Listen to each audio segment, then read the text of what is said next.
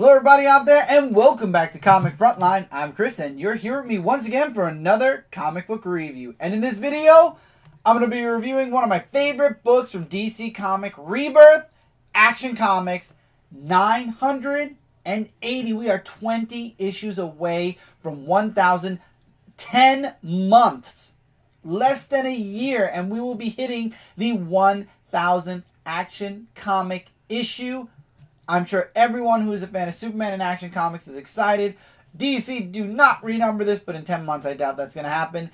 And it will be one of the first comics in history to reach its 1,000th mark. But anyway, we're not here to talk about 1,000. That's 10 months from now. We're here to talk about 980. And guys, this was an enjoyable book. But as I show you guys some artwork, I got to tell you guys one thing. Spoiler alert warning. I will be giving spoilers away for the stuff that happened in issue number 980 of Action Comics. And first of all, I got to interrupt myself. Look at this first page right here. You open the book and you get splashed with an awesome picture from the 90s. This picture, I feel like I jumped back several years into the 90s. Now you remember this book right here? Superman issue number 78. If you were to turn this first page, you'd get a splash page of Cyborg Superman. And minus the Oblivion Stone, which she's wearing here, this picture feels like it came directly out of the 90s, back into present-day comics. And man, when I opened the book up and I saw this first page, I loved it. But anyway, let's show some more artwork off before we get anywhere. Patch Searcher, man, he does amazing work in this book, and I am so happy to say that Dan Jurgens is just killing it with Superman. Speaking of 90s, look at that. Dan Jurgens' name is on that book too. So, last page of preview art. And then we're going to get into, is this 2 pages? Alright, we'll do one more. One more page. And then we won't do any more pages until, look at that. Look at that shot of Superman. That's awesome. That's a sick shot of Superman right there.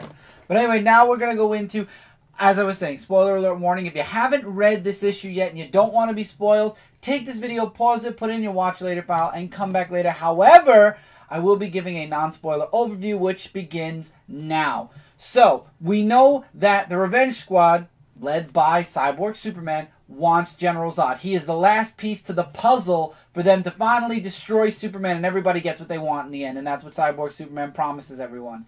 Wow. On the flip side, Superman now knows about the Revenge Squad, or at least a piece of it, because his fortress in the Himalayas was destroyed and he found out in the last issue. So now he's trying to figure out where Blank and Eradicator and everybody else is and stop them before something bad happens. Most likely to the world, he thinks, but really they're getting together to destroy him. But anyway, this book also works great side by side with Suicide Squad. I'll get into that when I get into the spoilers. Do you need Suicide Squad issue number 18, though? No. You don't need it, but it gives you Zod's side of what's going on. While this comic is going on, you get what's happening with General Zod in Suicide Squad. And it kind of, I will say this much, Suicide Squad 18 ends right where this book ends. But it's in a different spot, obviously. This book will end with Superman, on Superman's point of view, and then Suicide Squad will end with Zod's point of view. But anyway, this is about Action Comics. So back to this. I really enjoyed this book. I'm loving where Revenge is going. Definitely recommend you guys check this out because these are all of Superman's foes, including Blank, who we really only saw a little bit of in Lois and Clark Superman back during the New 52. So I'm interested in seeing how Superman's going to deal with Eradicator, Cyborg Superman, Mongol, Blank, and General Zod all at once. Can you imagine this? This is going to be an insane ride, an insane fight, and I cannot wait for it. And if you do not have any background on Cyborg Superman, don't worry, because there is a recap for anyone who has no clue about the background for Cyborg Superman.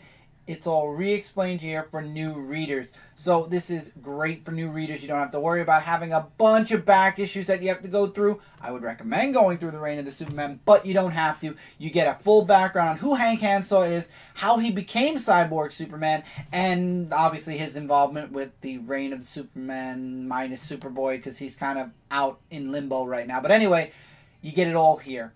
Excellent book. I highly recommend checking it out. Now, I am starting to tingle with spoilers, so here we go. If you didn't read this yet, do not continue this book. Wait, come back, trust me. So, we get into the book, and like I said, Cyborg Superman is now whole again. The Oblivion Stone has given him everything he wants. And he's given Metallo a new suit.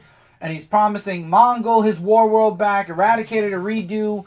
Krypton Blank to get his masterpiece. And then Hank Hansel will, he'll be happy that he destroyed Superman once and for all. But now they just need General Zod. And then you get Superman, who... I love how, first of all, John now has to wear glasses because he's in the city. I really like that. And I also like that he kind of does look like a young Clark in this. But anyway, John doesn't like being in the city. He wants to stay in, on the farm. I'm just going to say on the farm. He doesn't really like the city. He has all his friends near, in that town. And, Hamilton. He has all his friends in Hamilton and everything. He doesn't want to move to the big city. I'm going to fix the camera. Give me a second. There we go. And you can see that I like that. I'm really interested in seeing the development of how John, kind of gets into the city, because right now he does not want to be there. And then Superman comes back and warns Lois that his Himalayan site was destroyed. Now he has to find out where Eradicator and the others are, and he goes to the Justice League Tower, does some research. Him and Batman. Now this is where we start to get a connection with Suicide Squad.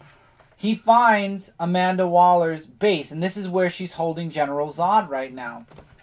And then he finds out that Eradicator and Cyborg Superman are there, and they're trying to break in. Now, really quickly, I'm going to put this book down and mention something.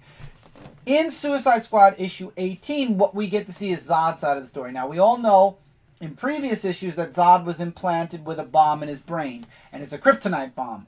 And Zod finds out about this. And in the Suicide Squad issue... Long story short, I'm not going to spoil all the other stuff that's going on. I'm going to stick with just Zod. He literally gives himself a brainectomy with his heat vision. He literally burrows into his brain and pulls out the bomb in Suicide Squad. And let's just say it was interesting. It was interesting that it was. And now he's free from Amanda Waller's control. And as that book ends, we see what happens. I'll mention the end of that book when we get to the end of this book. But what I want to mention is, do you have to get Suicide Squad issue 18? No. If you wanted to buy Suicide Squad because Zod was in it, you would have already been buying it for several months already. I remember when Zod was introduced in the book, still didn't really care to pick up Suicide Squad. If you want to know the background, do what I do. Get it on Comixology. Get it somewhere digitally. You don't have to buy the book. It does not impact this book. There's no point where I feel like if I didn't read Suicide Squad, I would have missed out on anything with this book.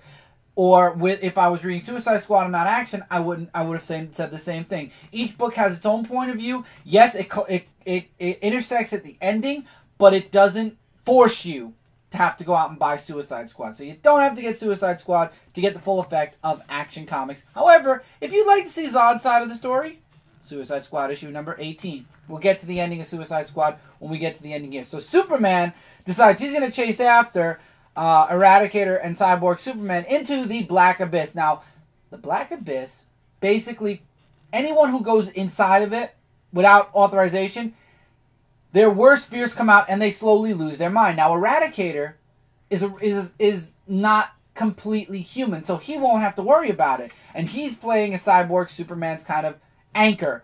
And what happens is Cyborg Superman kind of breaks, loses him for a moment. And that's where you get this awesome 2-page spread where you get the full rundown of Cyborg Superman from the moment his ship and he got irradiated, and then he died, and then came back as Cyborg Superman. All of that in those few pages. And then I like how it says, right after this, right after, where they mention about the reign of the Superman, there's a wonderful advertisement.